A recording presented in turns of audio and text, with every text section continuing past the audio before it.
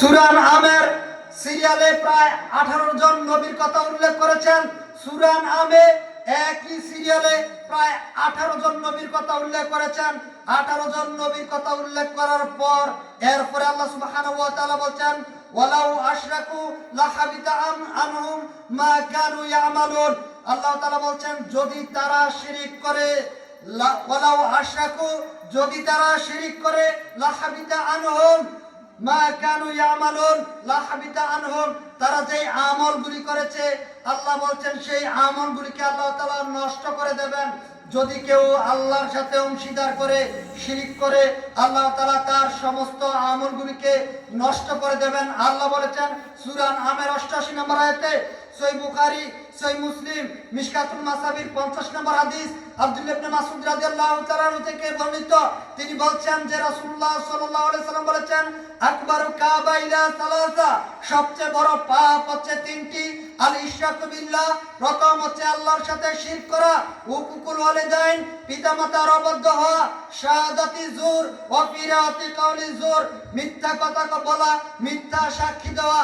আল্লাহর নবী বলেছেন পৃথিবীর সবচেয়ে বড় মহাপাপ, পৃথিবীর সবচেয়ে বড় পাপ হচ্ছে আল ইশরাকু বিল্লাহ, আল্লাহর সাথে শিরক করা। 2 হুকুকুল ওয়ালিদাইন, পিতামাতার অবাধ্য হওয়া। 3 শাহাদাতি জুর ওয়া ফিরাতি কাউলি জুর, মিথ্যা কথা বলা, মিথ্যা সাক্ষী দেওয়া। আপনার একটা মিথ্যা সাক্ষীর কারণে একজন নিরপরাধ মানুষের পাশে হতে পারে, একটা মিথ্যা সাক্ষীর কারণে একজন আলেমের পাশে হতে পারে, একটা মিথ্যা কথা বলার কারণে, মিথ্যা সাক্ষী দেওয়ার কারণে একটা সংসার ধ্বংস হতে পারে। আল্লাহ সুবহানাহু ওয়া তাআলা তাই বলছেন যে এগুলো হচ্ছে পৃথিবীর সবচেয়ে বড় মহাপাপ। শিরকের ব্যাপারে শুধু আমাদেরকে নয়, মুহাম্মদুর রাসূলুল্লাহ সাল্লাল্লাহু আলাইহি সাল্লামকে মহান আল্লাহ ইরশাদ করেন, ওয়ালাকাদ উহিয়া ইলাইকা ওয়া ইলাল্লাযিনা মিন ক্বাবলিক লাইন আশরাকতা লায়াহবাতান্না আমালুক ওয়া লা তাকুনান্না মিনাল খাসিরিন। আল্লাহ তাআলা বলছেন, ওয়ালাকাদ উহিয়া ইলাইকা, হে মুহাম্মদ সাল্লাল্লাহু আলাইহি ওয়াসাল্লাম, আপনাকে আমি এই প্রত্যাদেশ করছি, ওয়ালাকাদ উহিয়া ইলাইকা ওয়া ইলাল্লাযিনা মিন ক্বাবলিক, যে ওহী আপনার পূর্ববর্তী নবীদের উপরে করা হয়েছে সেটা কি, লাইন আশরাকতা, আপনি শিরক করবেন না। হে মূসা, আপনি শিরক করবেন না। হে ঈসা, আপনি শিরক করবেন না। একই কথা হে মুহাম্মদ সাল্লাল্লাহু আলাইহি ওয়াসাল্লাম, আল্লাহ বলেছেন লাইন আশরাকতা, আপনি শিরক করবেন না, লা ইয়াহবাতান্না আমালুক ওয়া লা তাকুনান্না মিনাল খাসিরিন। আল্লাহ তাআলা বলেছেন মুহাম্মদ রাসূলুল্লাহ সাল্লাল্লাহু আলাইহি ওয়াসাল্লামকে যে আপনি যদি শিরক করেন তাহলে আপনার জীবনের সমস্ত নেকিগুলি আল্লাহ তাআলা নষ্ট করে দেবেন। ওয়ালা তাকুনান্না মিনাল খাসিরিন, এবং কিয়ামতের ময়দানে আপনি হবেন ক্ষতিগ্রস্তদের একজন। মুহাম্মদ রাসূলুল্লাহ সাল্লাল্লাহু আলাইহি সাল্লামকে আল্লাহ তাআলা এই কথা বলছেন যে ওয়ালাকাদ উহিয়া ইলাইকা ওয়া ইলাল্লাযিনা মিন ক্বাবলিক, হে মুহাম্মদ সাল্লাল্লাহু আলাইহি সাল্লাম, আপনার উপরে প্রত্যাদেশ করা হচ্ছে, আপনার পূর্ববর্তীদের উপরে প্রত্যাদেশ করা হয়েছে, লাইন আশরাকতা, আপনারা কেউ শিরক করবেন না, লা ইয়াহবাতান্না আমালুক, যদি আপনারা শিরক করেন আপনাদের আমলগুলিকে নষ্ট করে দেওয়া হবে, ওয়ালা তাকুনান্না মিনাল খাসিরিন, কিয়ামতের ময়দানে আপনারা হবেন ক্ষতিগ্রস্তদের অন্তর্ভুক্ত। সূরা জুমার 65 নম্বর আয়াতে মহান আল্লাহ ইরশাদ করেন।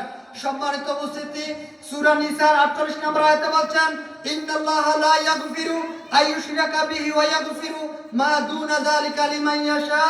আল্লাহ তাআলা বলছেন নিশ্চয় আল্লাহ তাআলার সাথে শরীক করা আল্লাহ তাআলা কখনোই ক্ষমা করবেন না।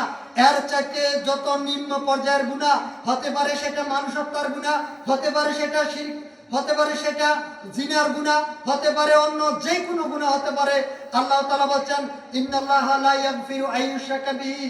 আল্লাহ তাআলা বলেন শুধুমাত্র ওই গুনাহ আল্লাহ ক্ষমা করবেন না যেই গুনাহ আল্লাহর সাথে শিরক করা হয়।